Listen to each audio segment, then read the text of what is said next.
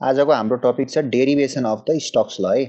So Stokes लको derivation एकदम important question छ, आइरहेको छ। सो यसमा हेर्नु त के लेख्न पर्छ भने पहिला व्हेन एनी डिस्क्रिट, डिस्क्रिट भनेको चाहिँ सिंगल, जस्तै सेडिमेन्टहरू कुनै चिजहरू चाहिँ हाम्रो ग्रुपमा आयो भने ग्रुप भयो हैन, त्यो चाहिँ हाम्रो सिंगलमा आयो भने चाहिँ डिस्क्रिट भन्छ है। सो व्हेन एनी डिस्क्रिट अथवा सिंगल पार्टिकल, जुन पार्टिकल चाहिँ हाम्रो स्पेरिकल सेपको हुन्छ भनेर चाहिँ हामीले अज्युम गर्छौँ, त्यो स्फियर हुन्छ नि त्यो सेपको है। So when any discrete अथवा single particle of spherical shape is fallen through a quiescent अथवा inactive fluid, जस्तै पानी चाहिँ हाम्रो रेस्ट कन्डिसनमा छ, जस्तै हाम्रो माथि टङ्कीमा राखेको पानी हुन्छ त्यो भनेको रेस्ट कन्डिसनमा भएको पानी हो। सो त्यस्तो कन्डिसनमा भएको कुनै पनि फ्लुइड छ हैन, पानी होस् तेल होस् हैन, जुनसुकै होस्, it will accelerate until the frictional resistance अथवा drag force becomes equal to the gravitational force acting upon the particle। भन्नुको मतलब यदि कुनै पनि हामीले डिस्क्रिट अथवा सिंगल पार्टिकललाई चाहिँ माथि सेडिमेन्टलाई चाहिँ माथिको पानीको पानी चाहिँ रेस्ट कन्डिसनमा भएको बेला तल यसरी छोडिदिउँ भने चाहिँ त्यो जुन तल आउँदाखेरि जुन त्यसलाई रेजिस्टेन्स लागिरहेको हुन्छ, पानीले जुन जुन अपथ्रस्ट दिइरहेको हुन्छ अथवा के अरे ड्र्याग फोर्स दिइरहेको हुन्छ, त्यो चाहिँ हाम्रो ग्राभिटेसनल फोर्स कति लागिरहेको तल त्योसँग चाहिँ बराबर हुन्छ भनेर अज्युम गर्छ है। यहाँनिर हेर्नु है, बराबर हुन्छ भनेर चाहिँ स्टोक्स लले चाहिँ भनेको छ। So at this stage, so त्यो भयो भने मात्रै के हुन्छ भन्दाखेरि चाहिँ माथिको जुन सेडिमेन्ट हुन्छ त्यो चाहिँ हाम्रो सेडिमेन्टेसन ट्याङ्कको सबैभन्दा तल आएर चाहिँ कुनामा आएर थेग्लिन्छ हैन। So at this stage the particle will settle with uniform velocity known as settling velocity है। यो टाइममा चाहिँ हाम्रो के हुन्छन्, पार्टिकल्सहरू चाहिँ एउटा युनिफर्मली तलपट्टि सरर सर्किँदै आउँछन्, त्यसैले हामीले के भन्छौँ, सेटलिङ भेलोसिटी भन्छौँ है। अब तल हेर्नु त, बाई एबोभ डेफिनेसन, माथिको डेफिनेसन अनुसार हामीले के पत्ता लाग्यो माथिको डेफिनेसन अनुसार हेर्नु। सो यसले के भन्यो भन्दाखेरि चाहिँ यो न्युटन्सको जुन ड्र्याग फोर्स छ त्यो चाहिँ हाम्रो केसँग बराबर छ अरे, gravitational force acting on particle. त्यही त भन्यो यसले, यहाँ त यो जुन माथिको यो ड्र्याग फोर्स छ यो चाहिँ हाम्रो केसँग बराबर हुन्छ अरे, यो ग्राभिटेसनल फोर्ससँग बराबर हुन्छ, यही कुरा यसले भनेको छ है। ल हेर्नु, अब ड्र्याग फोर्स भनेको हामीले एफडी ले हामीले यसलाई डिनोट गरेको छौँ, र ग्राभिटेसनल फोर्स भनेको effective weight of the particle in the fluid अथवा वाटर भनेर लेखेको छ। भन्नुको मतलब ग्राभिटेसनल फोर्स भनेको चाहिँ आफ्नै वेटको कारणले गर्दाखेरि चाहिँ, बुझ्नु है, हामीहरू माथि उफ्रियौँ भने चाहिँ तलपट्टि केसको कारणले, आफ्नै वेटको कारणले गर्दा तलपट्टि आउँछौँ, ग्राभिटीले हामीले तान्छ। So gravitational force acting upon the particle चाहिँ केसको कारणले गर्दा हुन्छ त भन्दाखेरि कुनै पनि पार्टिकलको चाहिँ इफेक्टिभ वेटको कारणले गर्दा हुन्छ। अब वेट त थाहा थियो, इफेक्टिभ वेट भनेको के हो भनेपछि अब यो हेर्नु है, वेट भनेको नर्मल्ली हाम्रो एम टाइम्स जी हुन्छ फर्मुला, अथवा गामा इन्टु भोल्युम भन्ने हाम्रो फर्मुला हुन्छ। वेटको फर्मुला हुन्छ हाम्रो गामा इन्टु भोल्युम। गामा भनेको युनिट वेट, अनि यो गामालाई चाहिँ हामीले के लेख्न सक्छौँ, रो टाइम्स जी लेख्न सक्छौँ है। यो गामालाई भनेको यो चाहिँ डेन्सिटी इन्टु यो acceleration due to gravity into भोल्युमको भोल्युम जस्ताको जस्तै। यो भयो कुनै पनि चिजको वेट, आफ्नो वेट। तपाईँको कति वेट छ भनेपछि यो बडीको डेन्सिटी कति छ, अनि अब जीको भ्यालु त 9.81 नै भइहाल्छ, अनि तपाईँको भोल्युम कति छ त्यति हामीले पत्ता लगायौँ भने चाहिँ कुनै पनि त्यसको चाहिँ हामीले वेट पत्ता लगाउन सक्छौँ है।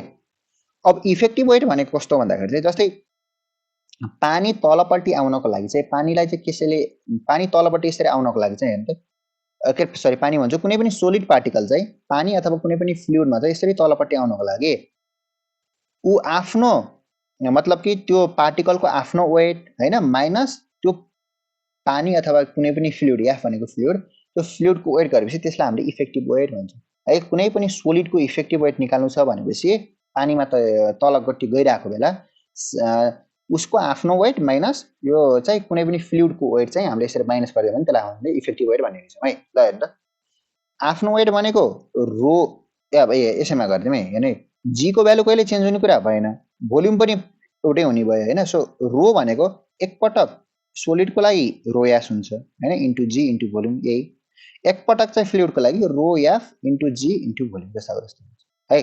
अब हेर्नु, सो इन दुईटाबाट हामीले कमन ल्यायौँ भनेपछि रो एस माइनस रो एफ चाहिँ बच्यो, जी पनि कमन आयो, भोल्युम पनि कमन आयो। र सुरुमै हामीले के पढिसकेका छौँ भन्दाखेरि चाहिँ स्पेरिकल इन सेप भनेको छौँ। सो यो भोल्युम भनेको के हो, स्पेयरको भोल्युम हो। सो स्पेयरको भोल्युमको फर्मुला हेर्नु त के हुन्छ, पाई डी क्युब अपन, स्पेयरको भोल्युमको फर्मुला पाई डी क्युब अपन 6, यो फर्मुला चाहिँ हामीले यसमा अप्लाई गर्छौँ है। सो मैले यहाँनिर हेर्नु त इफेक्टिभ वेट जुन छ, यो इफेक्टिभ वेटमा चाहिँ मैले यही लेखेर राखेको छु, rho S minus rho F into volume यो भनेको rho S minus rho F pi D cube upon 6 into g है। यहाँ जे छ यसरी चाहिँ यहाँनिर राखिदिएको छु। सेकेन्ड कुरा, अब यो एफडी भनेको हाम्रो ड्र्याग फोर्स हेर्नु है, ड्र्याग फोर्स कुनै पनि फोर्सको फर्मुला हेर्नु है कसरी आउँछ भन्दाखेरि फोर्स भनेको मास टाइम्स एक्सिलेरेसन है, एमजी अथवा एमए भनेर। एम मासको मास, एक्सिलेरेसन भनेको भेलोसिटी अपन टाइम है, सिम्पल फर्मुला। अब मास भनेको हाम्रो डेन्सिटी इन्टु भोल्युम हुन्छ फर्मुला अनुसार हैन, density into volume into velocity upon time जस्ताको जस्तै। यो डेन्सिटीको डेन्सिटी जस्ताको जस्तै राखे। भोल्युम भनेको फेरि एरिया इन्टु डेप्थ अथवा एरिया इन्टु लेन्थ हो हैन, सो इन्टु भी अपन डी जस्ताको जस्तै बुझ्नु है।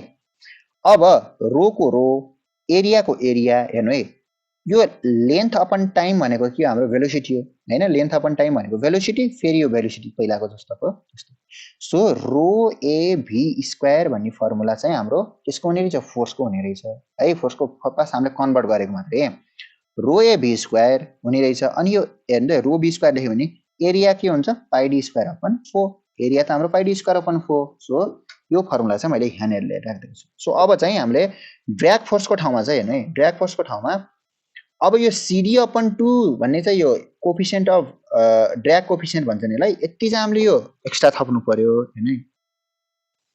सिडी अपन 2 यो यति कन्स्ट्यान्ट चाहिँ हामीले एक्स्ट्रा थप्नु पर्यो। बाँकी चाहिँ यही रो भी स्क्वायर इन्टु पाई डी स्क्वायर अपन 4 जस्ताको त्यस्तै राख्दै है। र ड्र्याग फोर्स चाहिँ पानीले अथवा त्यो फ्लुइडले दिने कारणले गर्दा यहाँनिर मैले रो एफ राखिदिएको है। ल अब यहाँबाट चाहिँ बास सिम्प्लिफाई गर्ने मात्रै, यति यो स्टेप बुझ्नु पर्यो हैन। अब यहाँनिर हेर्नु त यो भीएस भनेको कति हुन्छ, सबै टर्मलाई मैले उतापट्टि फाल्दै यो भीएस को चाहिँ मैले निकाल्नको लागि सबैले उता फालेपछि अब यो पहिला स्क्वायरमा छ, सो उतापट्टि यसरी रुटमा राख्दिए, यो भीएस सिंगललाई चाहिँ रुटमा राख्दिए। सो यो त हजुरले यो 4 उता जान्छ हैन, अनि यो यसो हिसाब गर्दाखेरि 4/3 जी अपन सिडी हैन, अरु सबै गर्दाखेरि rho S minus rho F into D upon rho F भनेर यसरी आउँछ है। यहाँनिर हजुरले पनि ट्राई गर्न सक्नुहुन्छ फालेर, यो यहाँनिर काटकुट गर्दा त्यही नै हुन्छ है। भीएस भनेको यो अब हेर्नु त यो रो एस, अब यसलाई चाहिँ मैले छुट्याइदिए, यो माइनस यो अपन यो जुन छ है, रो S minus upon rho F minus यो अपन यो भनेर यता छुट्याइदिए, यो डी लाई चाहिँ मैले यहाँनिर लेखिदिएको छु है। अब हेर्नु है, अब भीएस भनेको root over 4/3 GD upon CD त छँदैछ हैन।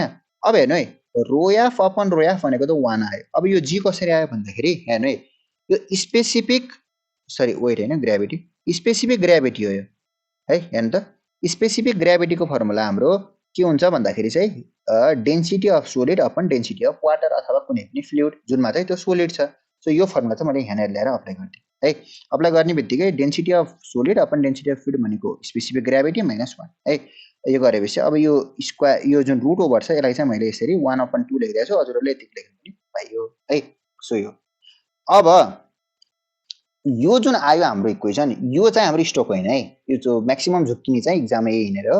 यो जुन आयो इक्वेसन, यो चाहिँ हाम्रो Hazen's equation, this is Hazen's equation and applicable for particle diameter 0.1 mm देखि के अरे 1 mm सम्मको जुन सेडिमेन्ट हुन्छ हाम्रो त्यो त्यसको लागि मात्रै एप्लिकेबल हुन्छ, र रिनोल्ड्स नम्बरको भ्यालु चाहिँ 1 देखि 1000 भएको सम्मका लागि मात्रै हो एप्लिकेबल हुन्छ है। सेटलिङलाई चाहिँ त्यतिबेला हाम्रो के हुन्छ, ट्रान्जिसन भनेर पनि पढ्छौँ हामीले, यो पछि पनि पढ्छौँ है। ट्रान्जिसन ल्यामिनार र टर्बुलेन्ट हुन्छ, सो ट्रान्जिसनको लागि चाहिँ एप्लिकेबल हुन्छ। यो आएको चाहिँ हाम्रो स्टक नभएर हेजन्स हो है। अब हेर्नु है, यहाँनिर यो जुन सिडी छ, सिडीको भ्यालु चाहिँ यो हामीले याद गर्नै पर्ने हुन्छ। यो याद गर्नु होला, 24/RE प्लस 3/√RE प्लस 0.34 है। र यो RE को जुन भ्यालु छ, यो जुन यहाँनिर RE यो रिनोल्ड्स नम्बर, यो भनेको जहिले पनि रो को रो, भीएस को भीएस, यो सेटलिङ भेलोसिटी डायमिटर अपन यो म्यू भनेको चाहिँ डाइनामिक विस्कोसिटी, योसँग चाहिँ यसको भ्यालु बराबर हुन्छ। डाइनामिक विस्कोसिटी भनेको चाहिँ यसको unit newton second per metre square हुन्छ। र अर्को कुरा के बुझ्नु भन्ने, अब हेर्नु है, यो रोलाई चाहिँ मैले यो म्यू को तल ल्याउनु पाएँ, यहाँनिर यो माथिको रोलाई चाहिँ मैले म्यू भन्दा म्यू अपन रो लेखेँ भने भीएस र डी माथि बच्यो। त्यो म्यू अपन रो भनेको चाहिँ हाम्रो यो न्यू हुन्छ। यो न्यू भनेको चाहिँ हाम्रो के हो, काइनेमेटिक विस्कोसिटी हो है। यहाँ बुझ्नु, काइनेमेटिक विस्कोसिटी भनेको चाहिँ हाम्रो के हो, न्यू भन्छ नि यसलाई। यसको युनिट चाहिँ हाम्रो metre square per second. So दुईवटा विस्कोसिटी हुन्छ नि, एउटा डाइनामिक विस्कोसिटी र डाइनामिक विस्कोसिटीलाई यो हामीले डेन्सिटीलाई डिभाइड गर्यो भने आउँछ हाम्रो काइनेमेटिक विस्कोसिटी। यो फर्मुला चाहिँ हामीले याद गर्नु पर्यो है। ल त्यसपछि यहाँ जुन मैले स्टेप लेखेको छु, यो स्टेप चाहिँ खासै याद गर्नुपर्ने छैन, फर स्मल सिस्मल के लेखेको छ त्यो नलेख्दा पनि खासै फरक पर्दैन। यो एफडी को भ्यालु हैन, यो फर्मुला चाहिँ त्यति इम्पोर्टेन्ट छैन, म यही लेखिदिइसकेको छु, यसलाई चाहिँ याद गर्नु परेन है।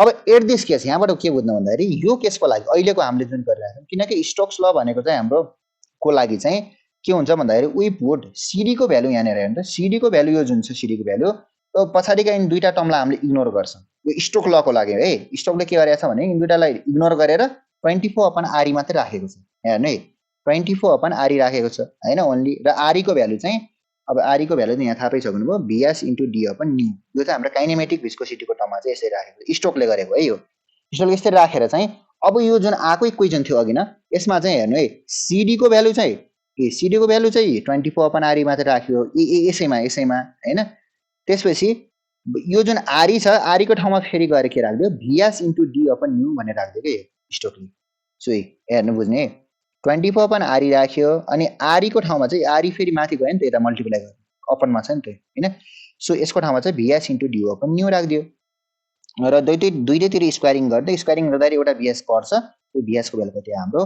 1/18 new GD square S minus 1 यो जुन चाहिँ अब बल्ल चाहिँ हाम्रो के आयो स्टोक्स लको फर्मुला आयो है सो यो माथिको इक्वेसन भनेको चाहिँ हेजनले दियो हेजनले कसको लागि दियो ट्रान्जिसन फ्लोको लागि दियो भने अब तल आएको जुन इक्वेसन छ यसले चाहिँ बल्ल हाम्रो केले दियो स्टोकले दियो यो फर्मुला चाहिँ अब हामीले के गर्नुपर्छ युज गर्नुपर्ने हुन्छ है बुझ्नु भीएस भनेको सेटलिङ भेलोसिटी हो न्यू भनेको काइनेमेटिक विस्कोसिटी होइन डी भनेको डायमिटर भयो जी भनेको एक्सेलरेसन ड्यू टु ग्राभिटी भनेर यसरी दिएको छ सो यहाँ अलिअलि भ्यालु दिएको छु यो पछि हामीले न्युमेरिकल गरेर बुझिहाल्छौँ सो यति गरेपछि स्टोक्स ल सकिहाल्छ है सो यो बिचको यो जुन स्टेप छ नाउ फरदेखि यतिसम्म चाहिँ लेख्नु पर्दैन है सो यहाँ एट दिस केस यहाँ यो ट्रान्जिसन लेखिसकेपछि हजुरहरूले एट दिस केसबाट पनि सुरु गर्न सक्नुहुन्छ है हो यसलाई चाहिँ एकदम इम्पोर्टेन्ट छ यसलाई चाहिँ एक्चुअली ख्याल गर्नु पर्यो